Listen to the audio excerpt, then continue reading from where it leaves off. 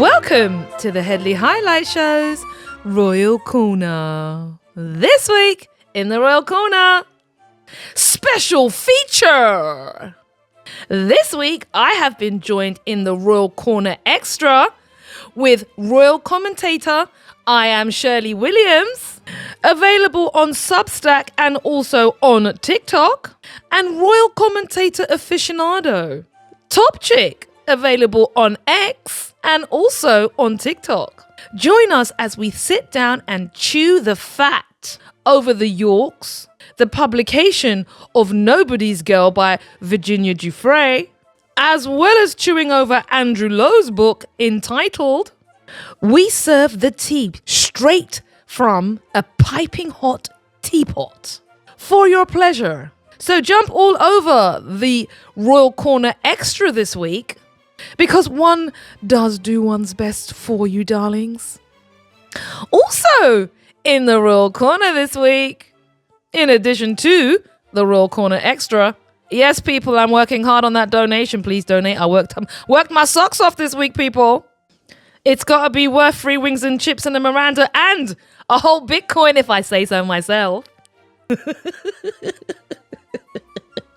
Oh, dearie. Right, what was I saying? Right! What else is on this week's Royal Corner? Meghan, Duchess of Sussex, drops a new video with a potential trailer of something new to come. We also have the Sussexes adding their signatures to an open letter warning of the dangers of super AI. Also, darling, there's more. We have the Duchess of York, Sarah Ferguson, now known, taking her 2 daughters, the day after the conviction of the paedophile Jeffrey Epstein, over for a visit, just to show support, darlings. Can you even believe that? Also this week on the Headley Highlight Show, we have the depraved brother of King Bitter, as excerpts are released from Miss Dufresne's book, revealing that a year-long gag order was in place or being sought. Don't tell me the rest of the family didn't know about that just before the Jubilee. We also have the side salad chamois lever, along with King Bitter, going to pray at the Vatican. An adulterer, a divorcee, and a coddler of individuals in their family who had problems keeping their hands off of other people's children. Sounds like he's in good company at the Vatican. Wouldn't you agree, darlings? Oh, and let's not forget the green-eyed king in waiting, along with Duchess Boo-Boo Doolittle Katie, who's going to be absent at the Earthshot prize-giving ceremony for the 3rd year running. But there'll be little or no commentary about that. All this and more! More! On the Headley Highlight Show's Royal Corner. And yes, I haven't even started and it's gone on for 3 minutes 22. So this is going to be such a very quick preamble. 1, do subscribe. Tick the bell notification and select all, and you will, darlings, I assure you, receive every single upload, which is so important for you and also for me. In addition to that, like I said, do make a donation. I've kicked it out of the park, please, people. Sometimes we need a little recognition of a monetary description. Thank you so much. And that's it, darlings. Let's jump straight in, shall we? Let's. So the Duchess of Sussex is potentially teasing her audiences with the prospect of a new video.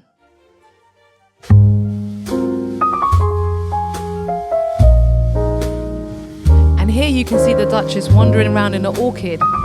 She's got a lovely white cardigan on, and she's also wearing a lovely blue kind of like V-neck dress, and she's reaching for something from the trees, which is really nice. It gives a really nice feel and it fades in and out.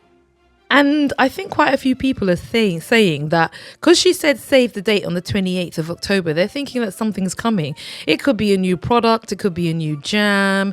It could be something to do with that whole vibe. But it's such a nice feel. And because of the warmth that's conveyed in the Instagram post, you automatically feel that connection.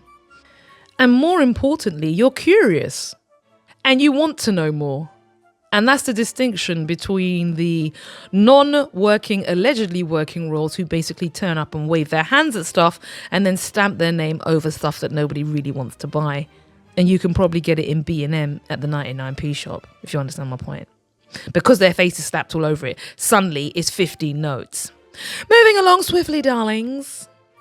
So this is my next story that I want to bring to you about the Sussexes is about their position over online harm. When I say position, I mean their political position, of course. So they are known for their amplified activism around social causes. And 800 public figures have penned a letter against superintelligent artificial intelligence, and the Sussex joined with their signatures to that supportive letter, raising concerns about it. The letter was published by the Future of Life Institute, which is a non-profit dedicating to reducing risk caused by culture-shifting technologies. That's an interesting thing to be involved in, I think. The letter articulated that they were calling for a prohibition on the development of superintelligence not lifted before there is a broad scientific consensus that it could be done safely and controllably with strong public buy-in. Prince Harry also included a personal addendum, and he said the future of AI should serve humanity and not replace it. I believe the true test of progress will be not how fast we move, but how wisely we steer. There is no second chance. Isn't that really interesting? That I mean, he's talking about AI, and of course they're both supporting of it, but it kind of also gives you that thinking around how he thinks about the world. You know, there's no second chance. I think sometimes when he speaks, he's making reference to, you know, him and his wife. He took the opportunity. There was no second chance. So that's what I went off on a slight tangent there, Denise, but I just like sometimes to pick up on some of the vibes that I get from the Duke of Sussex. But essentially, they are there once again showing their importance, or showing the value of their association with particular activities which are for the benefit of humanity. And to me, it's completely genuine. Don't forget, a few weeks ago, Archwell was teamed up with Parents Together, and that's all about looking after children in online spaces and in other spaces. So I always like to start my show with the good news stories about the Sussexes. Now let's just tear the stripes off of the rest of them, shall we, darlings? Right. Let's begin with the ex-Duchess of York, now to be known as, humbly, Sarah Ferguson. And given the degree of revelations about Miss Ferguson, irrespective of her medical challenges, she's a morally repugnant individual, in my opinion. Zero moral compass, avarice and greed, entitlement, and shockingly, amazingly lack of self-awareness and personal agency, complicity. I'm running out of adjectives, and I haven't even started on her octopus hand ex-husband and her colossal squid-looking children. Google colossal squid and you'll understand the reference, who have benefited hugely from connections of their dodgy parents. That was good. I enjoyed that. I'm now going to share with you a TikToker called Ministry of Hacks. Allow him to elucidate. Load of the day, and honestly, with all the news about Andrew, Fergie, Epstein and the scandals, it was hard to pick the second story to focus on, but I've chosen on this one just because it's off the scale unbelievable. So let's get this straight. Epstein was bankrolling Fergie, understandable. She's always been a scrounger, always loved the cash. But on the day that Epstein was released from prison for child offences with young ladies, Fergie took her own children over to meet him and celebrate. Just how off the scale mad is that? He didn't go to prison for unpaid parking tickets or tax evasion. Child He admitted to a plea bargain. He admitted he did it. That's what he was jailed for. And are you telling me that the rest of the royal family and Andrew didn't know where Fergie was going, why she was going there, and who she was meeting? She still has security, and so does the daughters. So are you telling me that nobody knew about this in the royal family? Absolutely off the scale scandalous. What he didn't mention was that I think it's Eugenie. She accepted £25,000 from Epstein because she was having a birthday party. I was wondering what kind of cakes 25 grand buys. But can you see the point? Everybody in this family was involved with that person, Mr. Epstein. But yet they still are being maintained in public, and their public persona, especially the daughters, is being sanitized. And as far as I'm concerned, they can be booted out and off of all of the taxpayer opportunities. Let me just aggrandize myself and avail myself of everything and then pass myself off as successful. It's amazing their dad hasn't even had one successful deal. I mean, what does that tell you? But the point I'm making is that this entire family is morally reprehensible. And none of them appear to have any concern for anybody else apart from their own personal enjoyment. And the less they pay for it, the better. Now, there's a couple of other things I just want to bring to your attention in relation to Andrew. Did you know that he actually was personally pressuring Virginia Giuffre with a gag order? Yes, he was. And the reason this is important is because you are now being told that the king and King Bitter and the green-eyed king in waiting are acting decisively in and around this situation. Well, they're not. The point is, if he was involved in doing and having a gag order, as according to some of the revelations that have come out from the emails and the series of books, the entire family would have known about that because it was before the Jubilee. And it just goes to show you the corrupt nature of the entire group. In addition to that, King Bitter himself, he ignored pleas from Miss Giuffre's defense for Andrew to be a witness in her case. If you were concerned about it, you certainly would have dealt with it in a different way, because who wants to know that you got them kind of people around you in your circle? You know what I'm saying? Hide your kids, hide your wife, hide the dog, hide everybody. Because there are people around who are more than suspect in your company. Do something about it, innit? But obviously no. And in this, let me just say, the green-eyed king in waiting, he would have been fully aware of what happens, because at quite a lot of these meetings, he has representatives. So there's no one that's going to tell me that the entire group didn't know what was happening. And after that 2019 car crash interview, where he purposely was deceiving the public whilst in private using a gag order against this speaks to a deep-seated disregard for ordinary people. For poor people who don't have voices. And everyone is now masquerading, writing children's books, being the face of women's empowerment movements, whilst within those walls, all of those people in that family fully understand the nature of that group. They're a collection of ravenous beasts, people. Yeah, moralless, ravenous beasts, to be precise, lacking humanity. And riddled with corruption right down to their lower dermis. Right, moving along swiftly, darlings. Also in the Headley Highlight Show's Royal Corner this week, King Bitter and the side piece went to the Vatican. The head of the English Church met the head of the Roman Catholic Church. No one's quite sure what the purpose of the exercise was. The previous Pope had given short thrift to the suggestion of a joint prayer meeting, but Pope Leo seemed a little more amiable. I wonder why.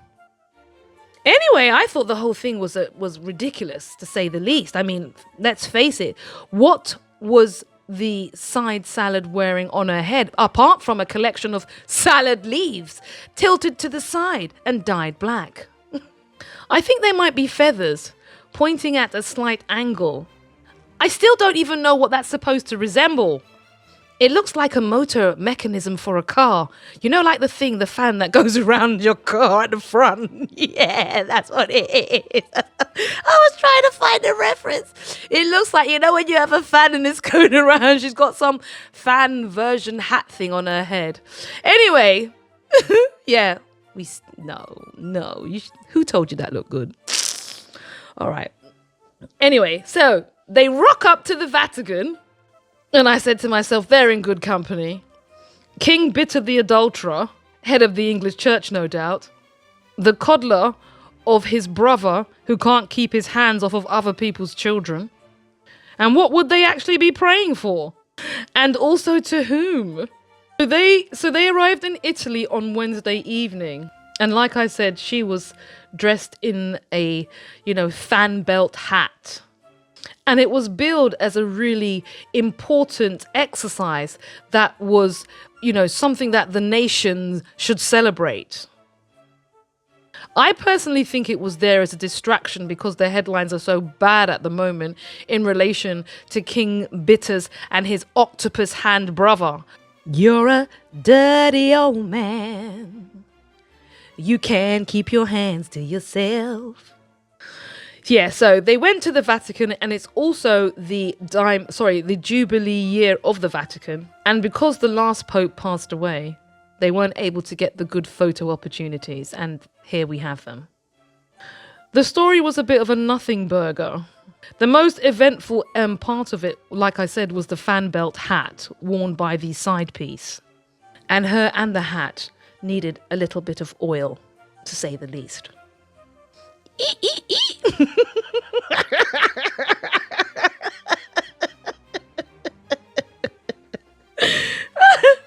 Also this week in the Headley Highlight Show's Royal Corner.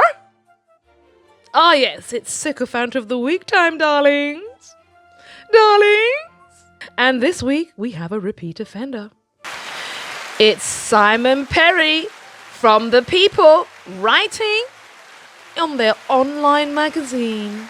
Simon's been a contender before, but Simon, we're so glad you've come in again. Do take a seat, darling. Simon Perry of People magazine. He entitles the article, Prince William enlists Matthew McConaughey, Kylie Minogue, and more for Earthshot Prize Awards in Brazil. Now, the first thing to note is that Boo Boo Doolittle Kitty Katie won't be there, and she doesn't feature in the headline. In fact, she has been absent for the last 3 years for the Earthshot Prize, and I guarantee no mention will be made of that. No conversations about the marriage on the rocks at Dover, leaping off like a lemming, plunging to its death. No, that will be absent from any commentary about her absence.